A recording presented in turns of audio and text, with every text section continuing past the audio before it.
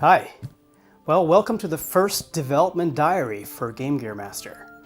I'm starting this series because I wanted to give the folks who support me on Patreon and elsewhere a chance to kind of get an idea of what happens behind the scenes, and also to sort of fill in the gaps between tutorial videos, and I'll get to that later. Firstly though, this video will be coming in two formats. One is going to be your regular 2D format like you watch on TV, and the other one is a 360 version, so you can actually twirl around the room and look around on your phone or on your desktop and a select few TVs. So I will leave links to both versions in the description for either one. So what is this? Well, it is my way of getting in touch with you guys and giving you guys a little bit of a view of what happens in between each tutorial video. I wanted to do this because I started thinking there was some value in all the things that I learned by making mistakes as well as successes, and a lot of that does not make it into the video. In this video I'll be going over some of those things, and also studio changes here that I've learned a lot about, from rather. Going to go into a little bit of Terraino development, where it is currently, where it's going in the future, and then I'm going to give you a little sneak peek into the next couple of large tutorials that are coming out that are going to be kind of game changers for Terraino, so stick around for that. So first off, studio changes. Well, I have to preface that by saying that I was actually evacuated along with my family for Hurricane Florence, and that was traumatic. We decided to leave the night before and then spent 6 hours basically packing up everything we thought we would want to keep in case our house blew away or was flooded. It was tough. It was a scary time.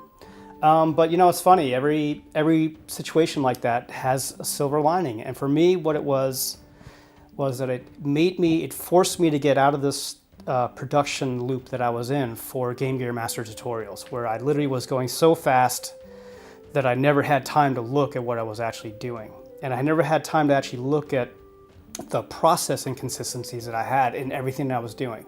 So while I thought I was being super productive because I was working all the time, in essence and in reality, I was being less than productive, or less than as productive as I could have been if I had just made some simple changes. One of those major changes was my studio. This is where I record all my videos. They actually are right here. But this is the studio that's only been here for about a week now. In fact, what I used to have, looking back on it, to anybody who's looking at this from the outside in, would say clearly was not optimal. But like I said, it took a 10-hour car ride evacuating from Hurricane Florence and a 14-hour car ride back from Florence to make me realize that there were simple things that I could do to make my process better. So let me first show you what my studio used to look like. It's going to be a little crazy. So we're going to go over here to this monitor. Let me get this cable out of the way. And looking back on it, it's pretty easy to see why, you know, I had some inconsistencies. I had some challenges to take care of. But you can see here, that was basically my workspace. That's where I did all of my shooting and everything else. Now, if you look at this table is about 6 feet wide, I think, 6 feet wide. So my entire workspace was about 5 feet wide. And then I had basically put all my junk that I use on the sides here. It basically got to the point where I couldn't even use or put down a full sheet of foam board. You know, the stuff that I use to make everything, without knocking stuff over. And if you look, also the majority of the room is dominated by what was an unfinished model railroad. So what that basically became was shelving. And underneath here where it's drapes was where I kept a lot of the items for my crafts. So whenever I would need something, I couldn't see it. It was somewhere in this kind of globular space underneath this drapery underneath my model railroad. Just not a good way to work. But again, I will say it was also an emotional choice. I had worked really, really hard on this model railroad. It was a big part of my life when my father was part of my life. So it was emotional to get rid of that, but I had to sort of realize to myself that I was done with it and I had gotten what I wanted out of it, namely, which was learning how to make terrain and enjoying that process and really refining my techniques. And that's what led to GameGearMaster.com right now and the tutorials you watch. So you know, it had served its purpose. But I also said to myself, I don't want to have this go to waste. I don't want to have this immense amount of effort that I made into this model railroad go to complete waste. So I thought, what if I could repurpose it? And that is something I like a whole lot. That is something that I think is good for everybody. It's good for the environment. It's good for your wallet.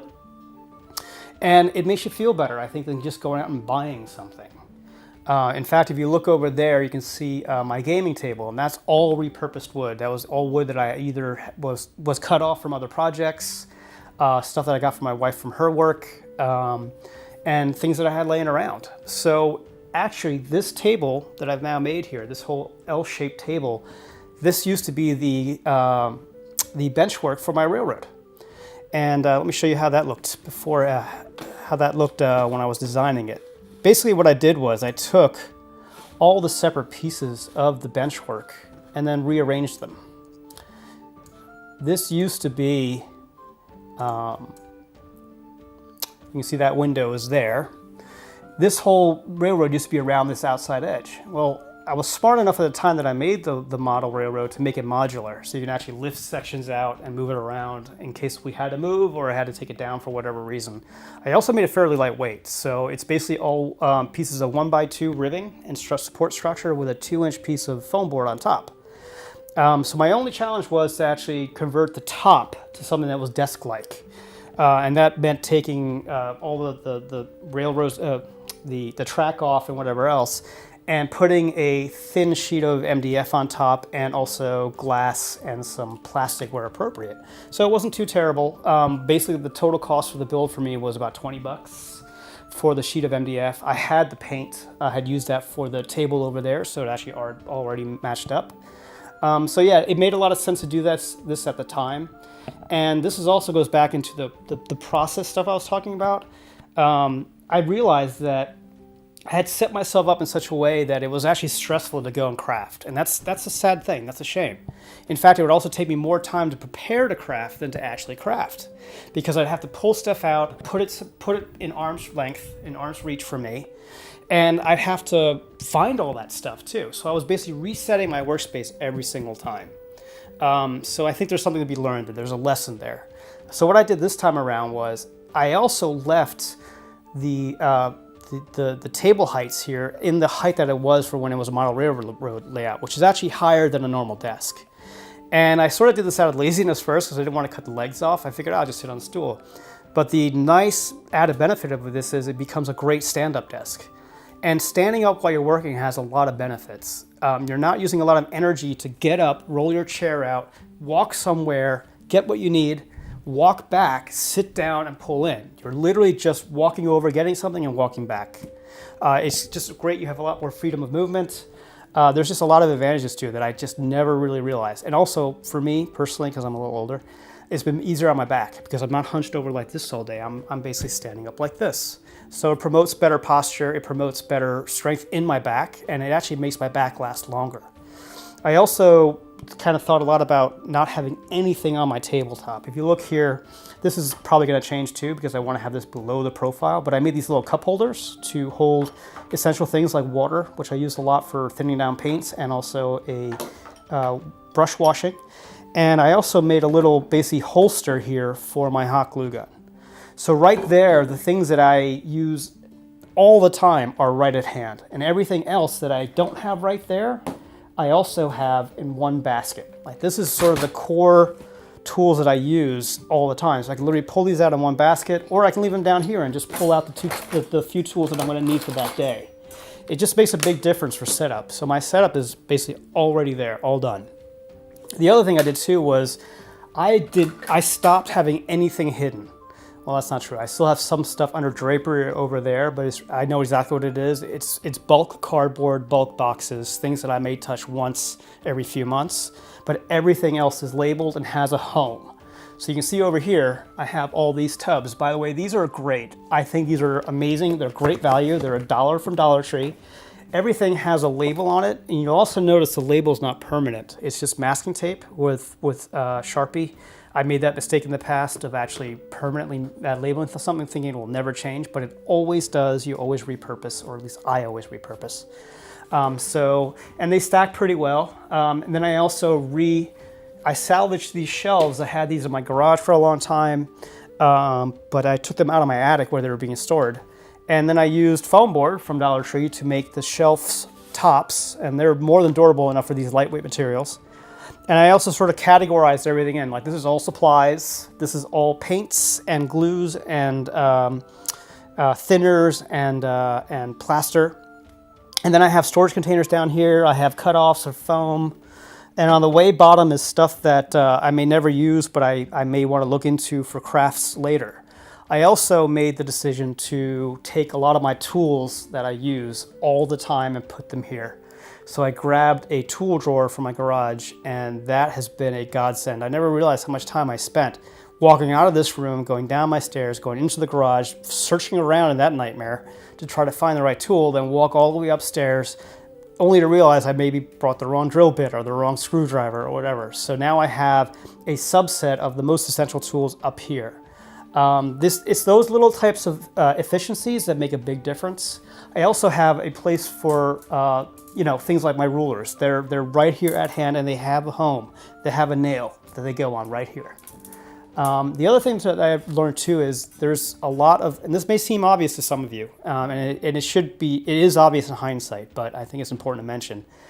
Have your workspace reset before and after you start crafting anything. Reset your space. Even if you're going to be doing the exact same thing the next day, reset it, because it's better for your mind to come in and see everything organized than come back and then try to remember where you left the razor, the utility knife, and remember where you left your templates the night before. Even though it was top of mind the night before when you were crafting, it's not going to be the next day. So then you're going to spend time trying to find those things.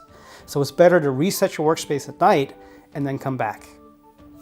So that's about it on the studio update. I hope you can see how this is actually one of those things that will pay dividends for you as well, because now the amount of time that I used to spend preparing to craft and the energy and frustration that I had at trying to finish a craft when I was trying to find a tool or whatever else, that has been drastically diminished. So that's something I hope you guys can appreciate.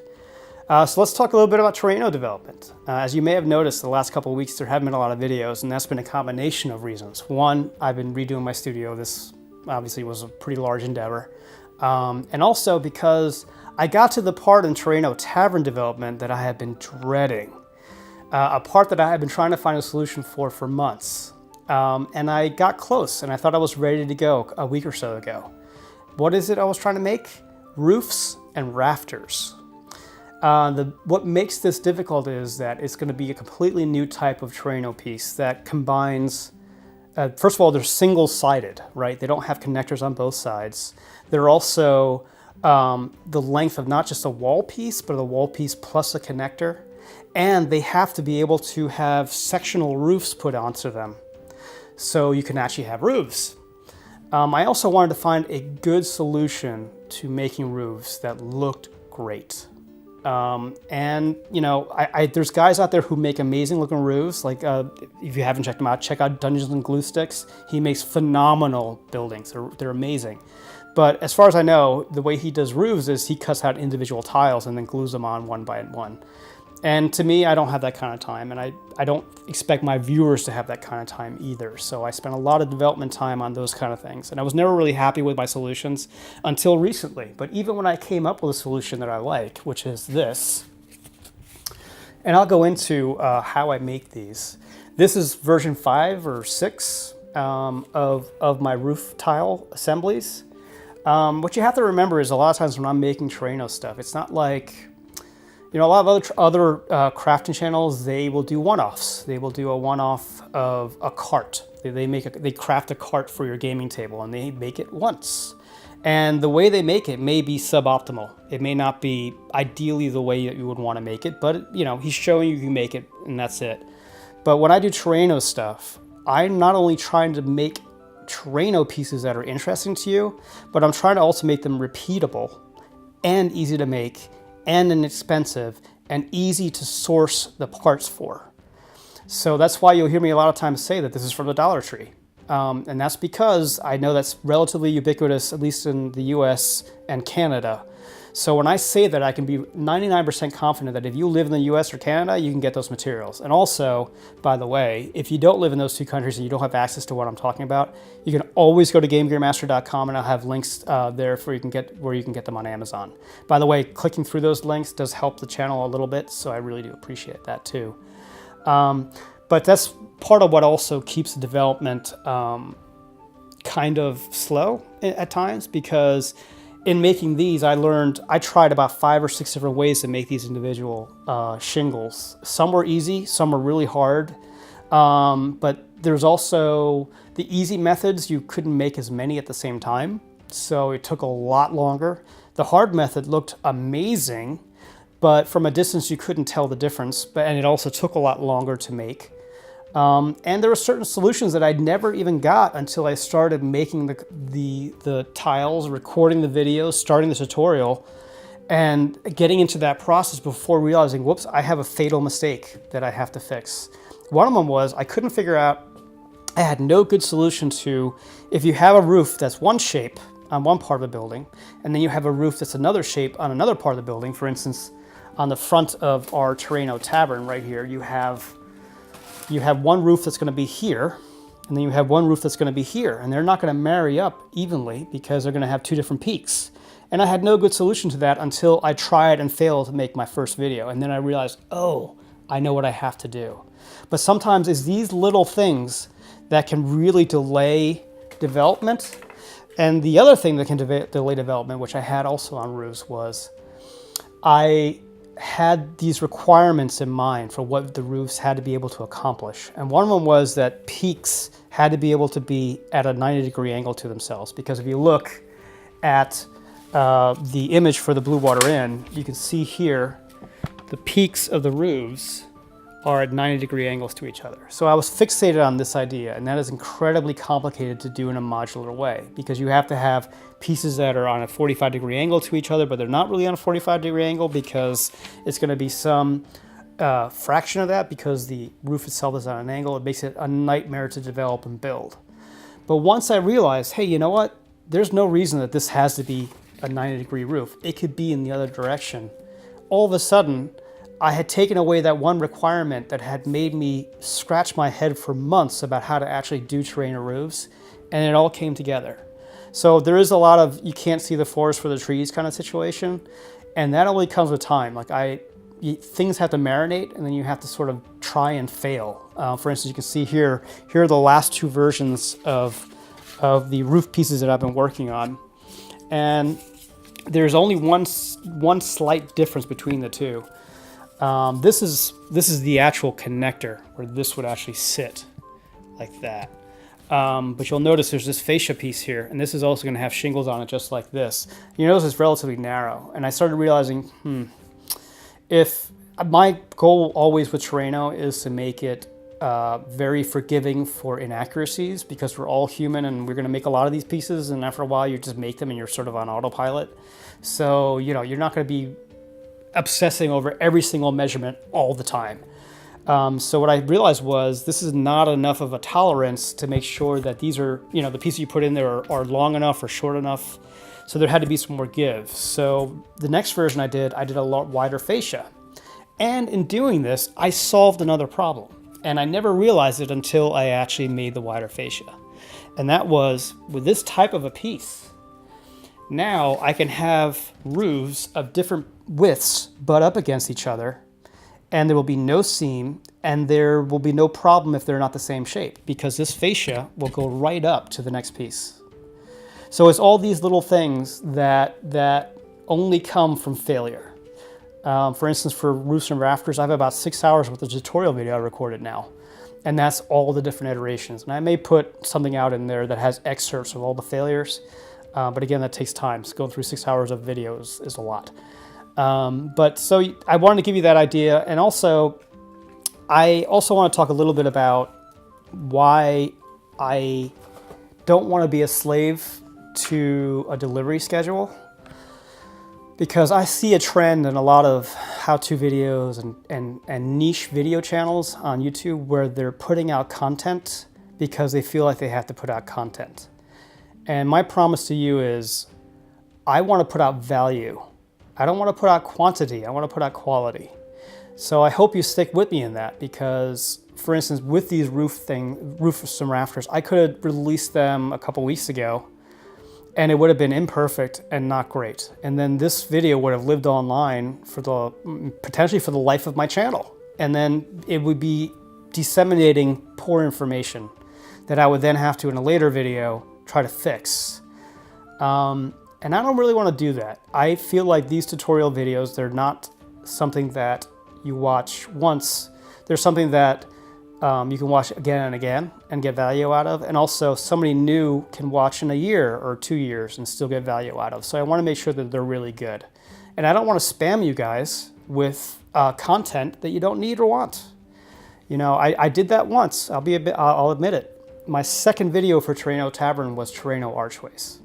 And looking back on it, I could have easily done archways in the wall video. And it would have been just as clear and just as educational. But now what I have is I have 2 videos that are probably about 20, 25 minutes total. And so I could have done all that in half that time and not wasted your time. So I won't be doing that in the future.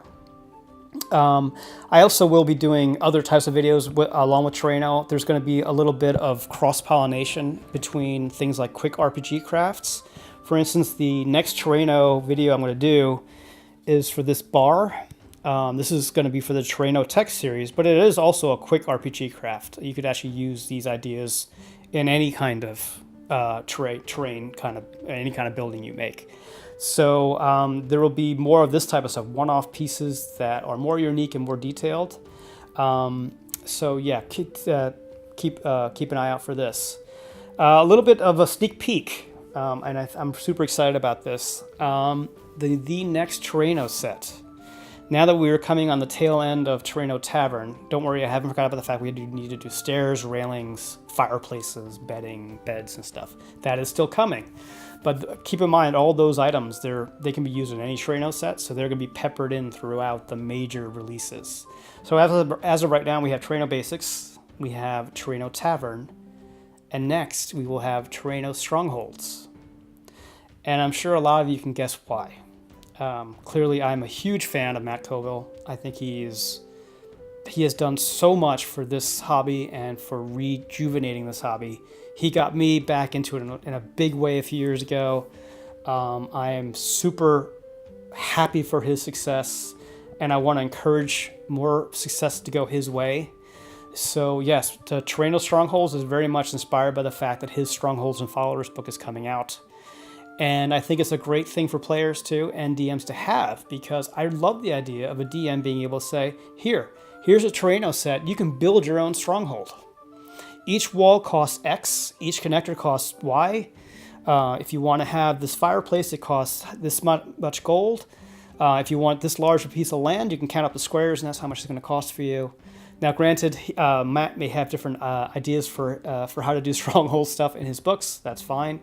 But I just thought it would be a really fun addendum to those books to have for players and for DMs, because it's something you can keep set up and you can keep building onto as your adventure continues. So stay tuned for that. We will be starting up very shortly. And also, on that note, these videos will be available in the future, first and exclusively for Patreon Terraino members. And that is my thank you to them for supporting me directly with their hard-earned funds. I mean, that is a huge thing to me, and it still blows my mind that people do that. So, and that is also their opportunity to really be part of this development. Like right now, I'm just one brain working on this stuff. The minute somebody else chimes in, then we're 2. We've now doubled the amount of people who are actively going to make Terraino better. So I really look forward to having conversations with all of you on Patreon about your suggestions and things you want to see in the future. So please do that. Also, just as an example of how those types of things can really leverage people's creativity, I have an example. It has nothing to do with Patreon. It's actually somebody that I found outside of Patreon. In fact, you can see a video on him. He is the first Terraino developer, a Terraino builder spotlight video, and his name is Travis. Really nice guy. And even just in talking to him and seeing pictures of what he did, he had made a great idea of how to actually make very fast stone brickwork, which will be a big part of Terraino strongholds. So you can check out that video. There's also an article on him on GameGearMaster.com. Make sure you check that out. And hey, you know, give him a thumbs up too, because he did some great work. He made a whole castle and all this stuff. It's wonderful. So with that, I think I'm going to stop. Please let me know if this type of content is something that you'd like to see more of. Also, if you like the 360 version, let me know, because that does take a little bit more time to do, and it is a whopping upload. So yeah, anyway, till next time, thanks for watching, and happy crafting.